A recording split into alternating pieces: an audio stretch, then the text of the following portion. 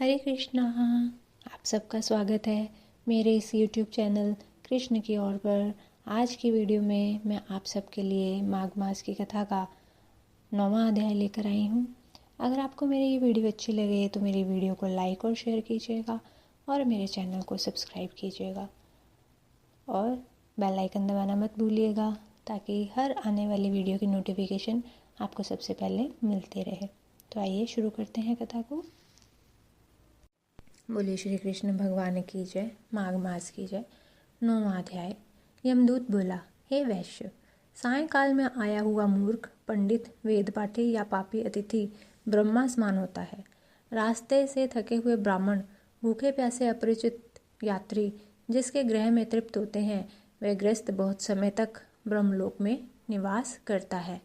मध्याह्न, सायंकाल या किसी भी समय जिसके घर पर आया हुआ अतिथि निराश नहीं लौटता, ऐसे सद्पुरुष कभी यमलोक में नहीं जानते।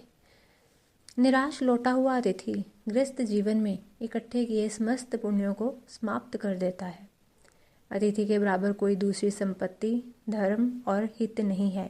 हे वैश्य, अतिथि सत्कार के प्रभाव से राजा तथा मुनिवर ब्रह्मलोक को गए और आज तक वहां से नहीं लौटे हैं।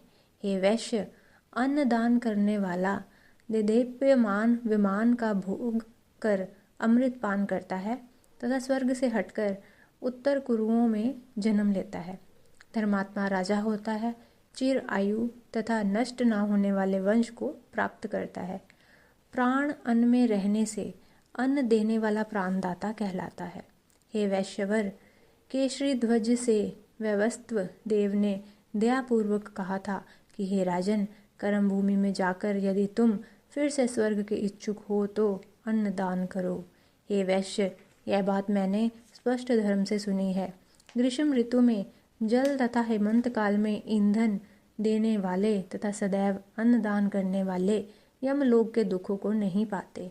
जो 6-6 महीने तक के ज्ञात अज्ञात छोटे बड़े पापों का प्रायश्चित मन कर्म वचन से नहीं करता, वह नरक भोगता है, और जो प्रायश्चित करता है वह देवता और गंधर्वों से सेवित शुभ लोक को पाता है। हे वैश्य, जो मनुष्य वेद माता, गायत्री या दूसरे वैदिक मंत्रों को जपते हैं और नित्य सवेरे और शाम को हवन करते हैं, ऐसे विप्र अक्षय गति को प्राप्त होते हैं। नित्यव्रती तीर्थों के सेवक और जितेंद्र निश्चय ही भयंकर यमराज को नहीं देखते। हे वैश्य, जो मनुष्य नित्य प्रातःकाल स्नान करता है, उसके बाहरी तथा भीतरी पाप नष्ट हो जाते हैं और वह नरक में नहीं जाता। स्नान किए बिना जो लोग भोजन करते हैं, वे सदैव मल खाने वाले होते हैं।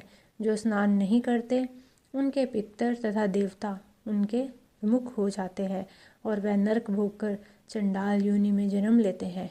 जो लोग पर्वों पर चलते जल में स्नान करते हैं, वे ना बुरी गति को पाते हैं और ना बुरी योनि में जन्मते हैं।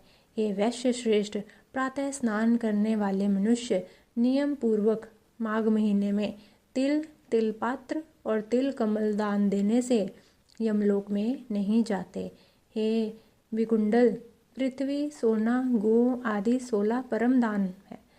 इनका दान करने वाला मनुष्य स्वर्ग लोक से नहीं लौटता। बुद्धिमान लोग पुण्य तिथियों में व्यतिपात और संक्रांति में स्नान करके यदि कुछ भी दान करता है तो वह बुरी गति में नहीं पड़ता और संसार में गरीब कुल में पैदा नहीं होता। हे वैश्यवर, सत्यवाणी, मौनी, मधुरभाषी, अक्रोधी, क्षमाशील, नीतिवान, अनिंदक प्राणियों पर दया करने, दूसरों के पापों को छुपाने, पराये गुण का वर्णन ना करने, दूसरों के धन को ना चाहने वाले लोग कभी नरक नहीं भोगते। और जो पुरुष तीर्थ स्थान में पाप करते हैं, धर्म की बिक्री करते हैं, काम भावना से ठहरते हैं, वे प्राय नरकगामी होते हैं। बोलिए श्री कृष्ण भगवान की जय। माघ मास की जय। अगर आपको मेरी ये वीडियो अच्छी लगे तो कमेंट करके ज़रूर बताइएगा। मिलते हैं अपनी अगली वीडियो के साथ। तब तक के लिए हरे कृष्णा।